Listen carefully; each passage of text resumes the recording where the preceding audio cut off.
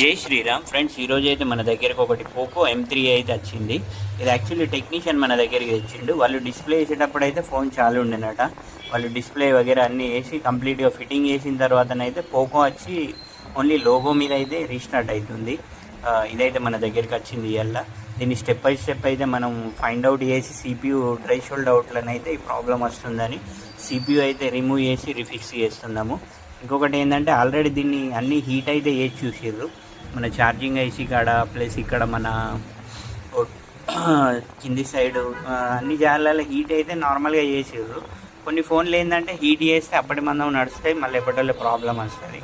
కానీ ఇదైతే continue restart మీద ఉండట్లనైతే మన దగ్గరికి వచ్చింది. దీన్ని అయితే కంప్లీట్గా CPU రిమూవ్ చేసి రిఫిక్స్ అయితే చేస్తున్నాము. ఫ్రెండ్స్, మీ దగ్గర కూడా మొబైల్కి సంబంధించి డిస్ప్లే, ఛార్జింగ్, బ్యాటరీ ఏది ఉన్నా కానీ మన శ్రీరిద్ధి మొబైల్ జగిత్యాల అయితే విజిట్ కాండి. జగిత్యాల డిస్టిక్ వాళ్ళు కానీ, జగిత్యాల చుట్టుపక్కల గ్రామాల వాళ్ళు కానీ ఎవరైనా ఈ రీల్ చూస్తే కంపల్సరీ లైక్ చేసి ఫాలో చేయండి. ఎందుకంటే చాలామందికి ఏంటంటే మేము చిప్ లెవెల్ వర్క్ చేస్తామని చాలామందికి తెలియదు.